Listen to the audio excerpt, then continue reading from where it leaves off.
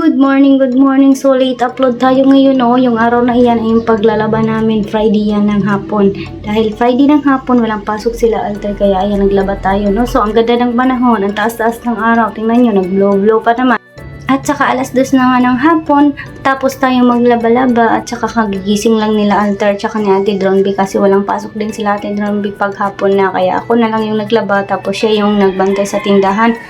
Tapos, siya nagbantay ng tindahan, natulog siya guys, tapos si Papa yung nagbantay, no? Kaya ayan, pinasama ko siya kasi magbabanlaw na kami ngayon doon sa Kinabutan. Tapos ayan, patungo na tayong Kinabutan, no? Tapos pagkatapos ay tawag ay, nakalimutan ko na yung sasabihin ko. Pagkatapos pala ay hapon na dyan, kaya sabay na lang din kami maligo at saka napili talaga namin sa Kinabutan guys kasi mura doon at walang bayad pag banlaw kasi running water dyan. Ayan na si Alter, kagigising lang niyaan. Tapos ayaw daw niya maligo. Tingnan mo yung ginawa niya, yung pajama niya, inano niya, tinaas niya kasi hindi daw siya maliligo. Pero maya maya guys, ayan, anuhan na sila ni ate niya, no? Nagtapya-tapyahay na. Tapos sumama pala si Amshi. Kasama ni Amshi guys is siya, tutulong daw siya, no? Pero ay, tignan mo naman kung tutulong yan. Dahil kami lang dalawa ni ate dyan magtutulungan magbanlaw, no? Buti na lang talaga si Ate Dronby ay sumama talaga yan siya pagbanlaw. Kaya medyo mabilis-bilisan na natin pagbanlaw kasi nga is yung hapon na at maniningil pa kami dyan. Yan si Alter guys, sabi niya hindi daw siya maligo. Tingnan mo, basa na sa likod. Pati si Ate Amshi, basang-basa na silang dalawa. At saka parang uulan, no? Pagdating namin dito, di ba, taas-taas ng araw kanina, parang walang badya na pag-uulan. Ay nako, parang maambon-ambon talaga dyan nung dumating na kami dyan at biglang naghangin-hangin, no? Ang mahal kasi guys ng tubig dito sa amin, binibili kaya namin yung tubig kasi wala ng tubig dito, yung mga sapa-sapa, no? Kaya inabutan talaga yung aming takbuhan pag wala ng mga tubig. 10 piso lang naman yung entrance dyan at at saka inano ko talaga na Friday talaga maglaba kasi nga is pagka Saturday guys is maraming tao sa Kinabutan, tapos bawal daw maglaba dyan sa kanal-kanal, dun pa daw sa baba. Kaya ayan yung kanal-kanal, no? Running water yan dyan, malinis na malinis yung tubig, no? Kaya dito talaga yun lahat ng mga takbuhan ng mga tao dito sa Kinabutan dahil 10 piso lang entrance, pwede ka na maglaba, maghapon, magdamag kasi nga running water nga siya. Kaya nga gustong-gusto namin talaga na dito naliligo kasi yung cottage din nila is murang-mura lang din. 150 lang yung cottage nila. Tapos maganda pa yung tubig kasi running water nga. At hindi ka naliligo sa ihi, di ba? Hindi kagaya ng ibang mga swimming pool guys is hindi siya running water, hindi malakas ba yung agos ng tubig ba? Kaya dito talaga kami pinipili na magligo-ligo kasi 10 piso lang yung entrance tapos 150 yung cottage, o di ba? Kagaya sa mga hindi malaki yung budget, kaya dito na kayo sa Kinabutan. Char! So ayan na nga guys, no? Tapos na tayo magbanlaw, naligo na rin kami at pauwi na kami kasi maniningil pa nga kami mamaya, o diba hapon na kami nakauwi dyan. Tingnan mo yung may mga resort na rin na itatayo dito, tapos may mga hotel na rin, o diba medyo maganda-ganda na rin yung dito sa amin, no? Tingnan mo, 2 hotel yan. Marami ng mga hotel na nagsitayuan kasi marami na rin mga resort na nagbubukas. Mas maganda dito sa kanila guys magsitayuan ng mga ganyan kasi maraming tubig. Doon sa amin wala, binibili lang yung tubig. Tingnan mo si Alter, nilalamig na yan. Ang lamig ng tubig doon, grabe, galing kasi sa doon yung tubig, galing sa bukid talaga. At saka yan na, tapos na kaming bihis at saka si Ate Dronby yung nag-dryer at nagsampay ng aming labahin, no? Tapos kami lang ang kasama sa paniningil. Tapos natin maningil, syempre mag-grocery na rin tayo.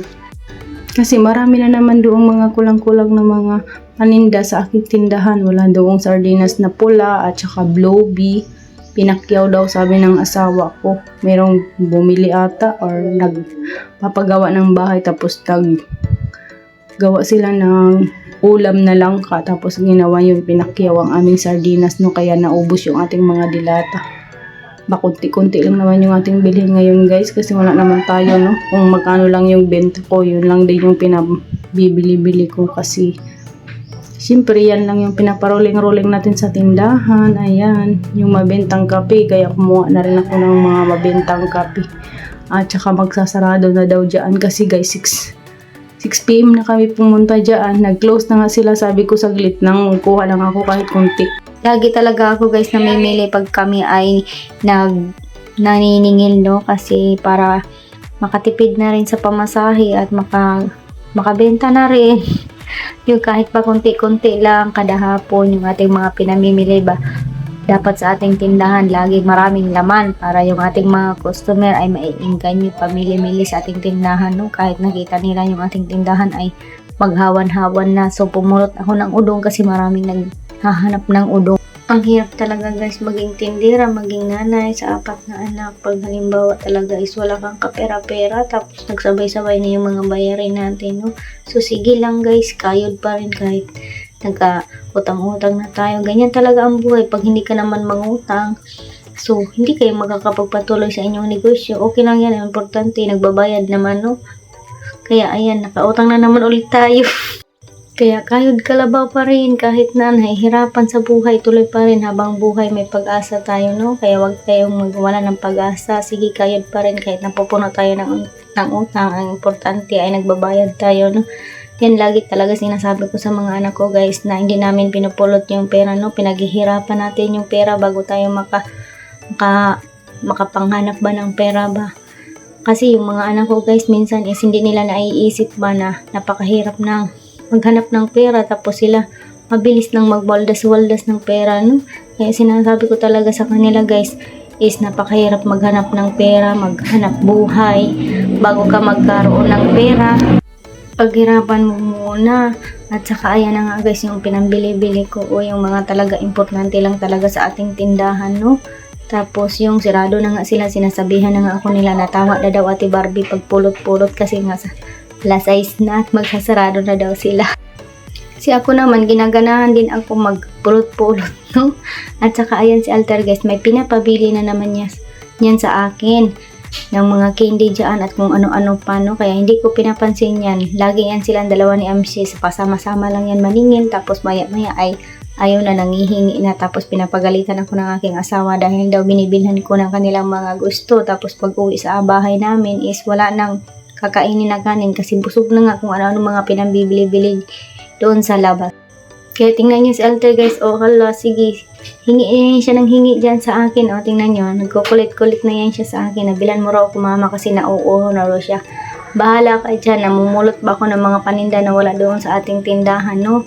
Yan, inuna ko yung mga chichirya guys kasi diba Saturday bukas marami na naman yan nagiinom, wala na namang mga sumsuman doon sa ating tindahan. At bumili rin pala ako ng 4 kantos na gin kasi nga may naghanap doon sa aking tindahan. So mga sumsuman lang yung aking mga inuha guys, no? Kasi mahilig yung mga tambay dito sa amin na mag-inom sila ng gin. Mabenta din yung gin dito sa akin. Hindi nga na nag-isang linggo yung aking biniling isang case ng gin, ubos agad. So ngayon bumili ulit ako, tapos bumili din ako ng 4 kantos na gin, yung medyo malaki-laki ba. So nandyan na si Alter guys, nanghihingi yan siya ng Yakult, Chucky at kung ano-ano pa dyan at hindi ko yan siya pinapansin-pansin. At saka ayan, bumili rin ako ng Gatorade, no, ng isang case ng Gatorade kasi nga marami din naghahanap-hanap dito. So ayun nga guys, bumili na rin ako ng C2. Tapos ayun, tingnan nyo, wala kaming C2, walang Gatorade, no? So maraming naghanap-hanap dito sa aking tindahan. So ngayon ay magdi-display na tayo dito sa aking tindahan. Ayan na si Alter guys, o nagpabili yan siya sa akin kanina ng parang Chucky, no? Kaya ayan, pinagalitan na naman ulit ako ng asawa ko kasi mamaya papainin niya yan yung anak niya. Hindi na naman kakain kasi nga nabusog na nga sa Chucky at kung ano-ano pong mga hiningi doon sa Paranas, no? Nagpabili pa yan kanina ng tinapay, tapos kung ano-ano pa yun, mga chicharia, apple daw, orange daw, ginoo ko. Mapurdoy talaga init na bata ini, basta kung si Alter talaga pero may nakakaupo didi hamon.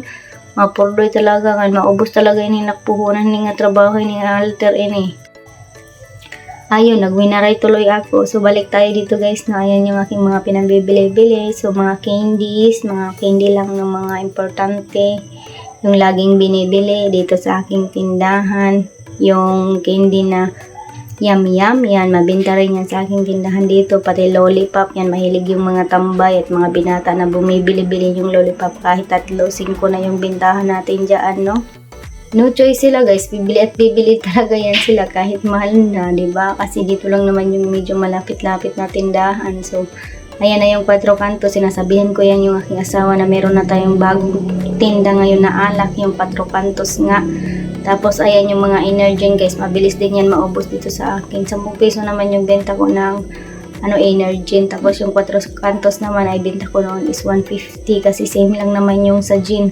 Yung gin ko is 75 yung gin. Tapos, yung 4 kantos is 150. Kung halimbawa, i-same natin sa dalawang gin, edi 150, diba? Tapos yung puhunan naman natin sa 4 kantos is 134. So, same lang siya guys. May 16 pesos din ako na ginansya doon. Tubo ba natin ba? So, pati yung mga youngstow natin, o tingnan nyo, ubos na yan. Wala na yan dyan. Kaya ayan, dinamihan ko na talaga magbili ng Mega Red at saka youngstow na red. Kasi nga, maraming bumibili ngayon ng mga dilata ngayon. Tingnan mo rin yung aking Blowy sa taas. Wala na rin. Ubos na rin yung Blowy, no? Kasi mayroong nagtatrabaho nga dito sa gilid ng kalsada guys, is lagi niyang inuulam nila, no? Nagbabaon na lang sila ng kanin, tapos dilata na lang yung kanilang mga inuulam. So ayan, lagi ko talaga pagdating dito sa bahay namin, sa tindahan, ayan, display ko agad kasi yan, kasi para makita ng ating tumor nga marami na namang stock, marami namang naka-display at punong-puno na naman yung ating tindahan, no? So, ginaganahan yung ating mga customer pag nakita nila yung ating tindahan ay napaka-punong-puno. At nakapaback up na nga ako kay Amshi guys, kasi napakahirap kaya mag-display ng mga paninda tapos magtitinda ka pa. At gustong-gusto ko mag-display lang ng mag-display, hindi yung naiistorbo ka ba at nakakapag-isip ka ng maayos sa tindahan mo kung maganda na ba o hindi yung ka-display mo. Kaya tinatawag ko talaga yan si Amshi na maging tindera dito sa tindahan ko. Pag ganyan may dinidisplay ako, kaya ayan, ako na rin nag-ayos ng mga chichirya para mabilis na. Pakunti-kunti lang talaga yung ating mga binibili ngayon, no? Hindi kagaya dati na pag tagi-isang case yung aking binibili ng mga chichirya ngayon. So ngayon wala pa tayong kapera-pera, pakunti-kunti lang tayo guys, kasi pag naubos niyan mabilis lang naman tayo mamili, no? Kasi malapit lang naman dito yung grocery. Pinakamabenta yan dito sa aking tindahan, yung Oishi, Mobi, Fish Cracker at saka crackling. 10 piso nga pala yung aking benta bawat isa niyaan. So, 6-6 lang ata yung aking binili dyan. Nakalimutan ko pala bumili ng caramel na Mobi. Mabenta rin niya dito sa aking tindahan. At saka yung mga candy na Snowbird, White Rabbit, Max at kung ano pa yung mga mabenta dito sa aking tindahan. Nakalimutan ko rin guys. So, sa susunod natin na pamili, yun yung ating bibilhin. So, hanggang dito na lang yung ating video. Maraming salamat. Thank you for watching. Please follow and subscribe my YouTube channel. Thank you so much. Salamat ulit. Bye-bye. Bukas naman ulit. God bless you all. Bye.